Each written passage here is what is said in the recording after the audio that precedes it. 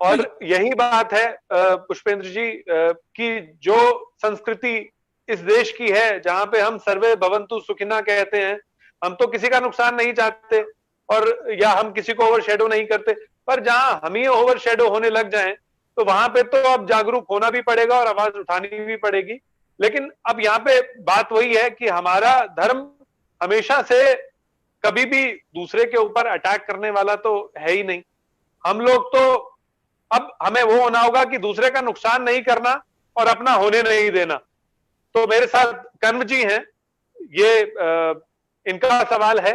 कर्म जी, आपका सवाल किससे है ये बताएं और अपना सवाल पूछें। जी भैया बिल्कुल, मेरा सवाल गुरुजी से है। जैसे पुष्पेंद्र जी ने अभी कहा कि हमें आवाज उठानी चाहिए, मैं उसी आवाज से रिलेटेड बात करूंगा कि आर्टिकल 19 जो हमारे कॉन्स्टिट्यूशन है, वो अभिव्यक्ति की आजादी, तो अभिव्यक्ति की आजादी को कहीं स्टैंड अप एंटी हिंदू क्यों यूज किया जाता है? किसी और धर्म के अगेंस्ट कोई बात होती नहीं है। तो गुरुजी मैं ही जानना चाहूंगा स्पेसिफिकली क्यों एक एंटी हिंदू ही कॉमेडी की जाती है? सबसे पहले तो मैं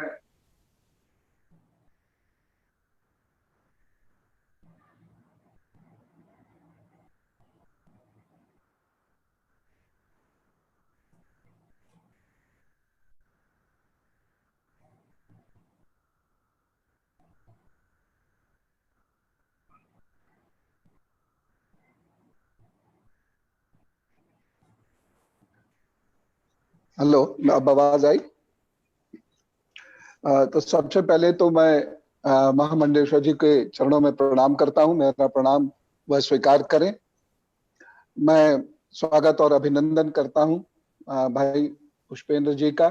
हम लोगों ने साथ काम किया और किस तरीके से जिस वक्त कुछ भी नहीं था, लोग राष्ट्रवाद के बारे में सुनना भी पसंद नहीं करते थे, उस वक्त में हम लोग अनेक जगहों पर घूमे, काम किया और उन्होंने अपने ओजस्वी वाणी से लोगों को अभिभूत किया, प्रेरणा दी। और मैं साथ ही साथ आश्रम की रिसर्च ग्रुप को और प्रोडक्शन टीम को भी बहुत साधुवाद देता हूं, अभिनंदन करता हूं। मुझे इस कार्यक्रम से जोड़ा, इसके लिए सबका धन्यवाद। जो यहाँ पर कुछ हजार लोग जुड़ चुके हैं ऑलरेडी और फेसबुक से भी और इधर से भी, मैं उन सभी हजारों लोगों को हृदय से प्रणाम, अभिनंदन, स्वागत करता हूं। और मैं अपनी बात शुरू करता हूं और एक चीज मैं आपसे ये कहना चाहता हूं शुरुआत में कि टॉलरेंट होना यानी सहिष्णु होना ये एक बात है, कायर होना और बुद्धिहीन होना ये दूसरी बात है। सहिष्णु वही हो सकता है जिसमें अकल हो और जो वीर हो, और कायर और बुद्धिहीन जब स्वयं को सहिष्णु बताने लगे तो समाज, समझ लीजिए कि उस समाज का कभी भी बेड़ा गर्क हो सकता है। भारत के लोगों को पढ़ाया नहीं गया, एक बात है, मैं मानता हूं, लेकिन भारत के लोग पढ़ नहीं सकते थे, इस बात को मैं नहीं मानता। क्यों? उसमें भाई पुष्पेंद्र जी भी तो हैं, वो तो पढ़े, उन्होंने आवाज उठाई। मैं ऐसे में याद करना चाहूंगा श्री RSN सिंह साहब को भी। हम तीनों लोग जगह जगह घूमे, वो भी तो बोलते थे। उसके साथ साथ हमारे पूजनीय महामंडलेश्वर जी यहाँ पर हैं, लगातार आवाज उठाते हैं हम, और वो डिबेट्स, टीवी डिबेट्स में भी रहे हैं और वो लगातार आवाज उठाते हैं। तो ऐसा कैसे होता है? कुछ लोग तो बोलते हैं, ज्यादातर नहीं बोलते हैं। इसका मतलब यह है कि लोग पढ़ना नहीं चाहते हैं। ज्यादातर लोग सिर्फ ताली बजाते हैं, और वो भी उन चीजों पर ताली बजाते हैं जिन चीजों को देखना भी नहीं चाहिए, जिन चीजों को देखने पर हमें दंड मिल जाता, हमारे सिस्टम में दंड मिलता। दुनिया में जिस चीजों पर फांसी हो जाती है, अभी 4 दिन पहले पाकिस्तान में श्री हनुमान जी का मंदिर तोड़ा गया, कोई फर्क नहीं पड़ता, लोग रो रहे थे।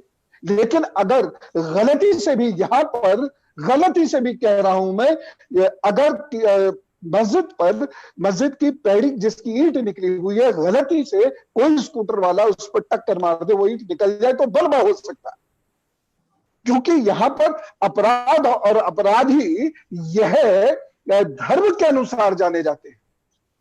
ऐसा बुरा करने वाले जो लोग हैं वो थोड़े से हैं, पाकिस्तान बनवाने वाले लोग थोड़े से थे, बाकी उनके पीछे आंख मूंद कर चल दिए, और उनमें से बहुत सारे लोगों को जब गलती रियलाइज हुई तो समझ में आया हिंदुस्तान की कीमत क्या थी। आज वो लोग जो मस्जिद की पैरवी करते थे, उन्होंने माननीय अदालत का आदेश माना, लेकिन वो लोग जिनका रत्ती भर कंट्रीब्यूशन नहीं था, वो लोग आज भी आवाजें उठा रहे हैं और अपने ट्विटर से भागते भागते मैसेज कर रहे हैं, भड़काने की कोशिश कर रहे हैं। और हम में से कुछ लोग क्या कर रहे हैं, बड़ा अच्छा ही तो कह रहे हैं, अस्पताल खुलवा दो, स्कूल खुलवा दो। अस्पताल और स्कूल भी खुल जाएगा, ऐसा कोई अकाल नहीं है अस्पताल और स्कूल का, वो भी खुल जाएगा, लेकिन हमें कुछ सोच के चलना चाहिए, कुछ सोच के बोलना चाहिए। एक चीज मैं और कहना चाहता हूं यहां पर कि हमको वास्तव में धन कमाने से फुर्सत नहीं है, समझ ही नहीं है कि हम अगर यह संस्कृति जीवित नहीं रही तो जीवित नहीं रहेंगे, और ऐसा हो चुका है। देखिए, अभी महामंडेश्वर जी ने अपनी बात शुरू करी, चौतरफा नहीं, हर तरफ से हमला हो रहा है, नहीं 10 दिशाओं से हमला हो रहा है, और यह हमला 325 BC से हो रहा है। हमखानी लोग आए, उसके बाद यही हमखानी लोग कश्मीर पहुंचे, और हम नफ्स करके इन्होंने एक प्रिंसिपल दिया कि देखो ये करोगे तो चमत्कार होगा, हिंदू में चमत्कार नहीं हो सकता, और हम लोग वो करने लगे। और वो क्या था, वो बेसिकली क्या था, श्वास पर श्वास। हमको लगा कि ये तो कोई बहुत बड़ी बात है, और क्योंकि हमने अपने धर्म को तो माना नहीं, जैसे भाई पुष्पेंद्र जी अभी कह रहे थे, हमने तो उसे समझा नहीं, तो हमें कुछ पता ही नहीं था ये क्या है, हमने उसको समझना शुरू कर दिया, और धीरे धीरे वहां से निकलकर दरगाह का जंजाल, जिसे खुद कुरान शरीफ नहीं मानती, वह जंजाल सब में फैल गया, और इस तरीके से फैल गया कि आपको कितना भी डेवलपमेंट करना हो, आप साइड से गुजरना पड़ेगा, हजारों रुपया अपनी रोड पर खर्च करना पड़ेगा। ये क्यों होता है, इसे समझने की कोशिश कीजिए। देखिए, एक बुक लिखी गई थी, clashes of civilization, Stephen Hawkins की। इससे बहुत पहले चाणक्य ने भी यही बात कही थी, लेकिन हमारे लिए चाणक्य बोलना या पढ़ना मतलब बैकवर्ड होने की निशानी मानी जाती है भारत में। तो इसलिए मैं स्टीफन हॉकिंस का नाम ले लेता हूं, और साइड में यह जरूर कहता हूं कि उससे कई हजार साल पहले चाणक्य ये बात कह गए थे। उनके अनुसार क्लैशेस ऑफ सिविलाइजेशन होता है, और यह हमेशा से होता आया है, और क्लैशेस ऑफ सिविलाइजेशन के तरीके बदलते हैं केवल, और ये क्लैशेस ऑफ सिविलाइजेशन इसलिए किया जाता है जिससे हुकूमत स्थापित की जा सके, सत्ता स्थापित की जा सके, और ये सत्ता स्थापित हो जाएगी तो बाजार कब्जे में आ जाएगा। तो ये लड़ाई कहीं ना कहीं वही बाजार की है, और उसके लिए जो सत्ता पर काबिज होने की कोशिश की जाती है, वही ये धीरे धीरे ऐसे हथियार ढूंढ लेते हैं लोग, जैसे अब फिल्म बनाते हैं। क्यों? अगर मेरा दिमाग बदल गया, मेरी बुद्धि बदल गई, मैं खत्म हो गया। अगर मैंने मेरी संस्कृति छोड़ दी, मेरी जड़ें छोड़ दी, मैं खत्म हो गया। और ये हुआ। अब आप देखिए, आज मैं एक आश्रम से संबंधित हूं, और ये मैं सोचता हूं, कभी कभी मैं भी ये सोचता हूं, और आज सब लोगों को इस मन से कहना चाहूंगा, मां मंडलेश्वर जी भी कभी ऐसा शायद सोचते हो, नहीं भी सोचते होंगे तो मेरे दर्द को वो समझेंगे। आप दुनिया के किसी भी प्रोफेशन की बात कर लीजिए, आप उस पर आसानी से उंगली नहीं उठाएंगे।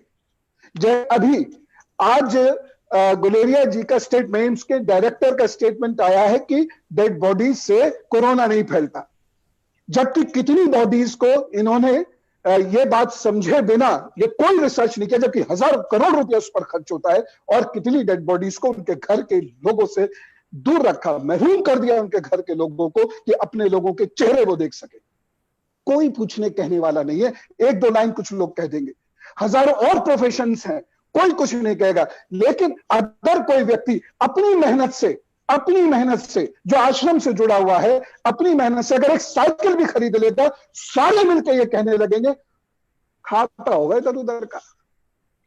आजकल वो दान आ रहा है, आजकल लोगों की जेबें काट रहे हैं, जमीनें खरीद रहे हैं, चाहे वो खुद कितना भी मेहनत करता होगा।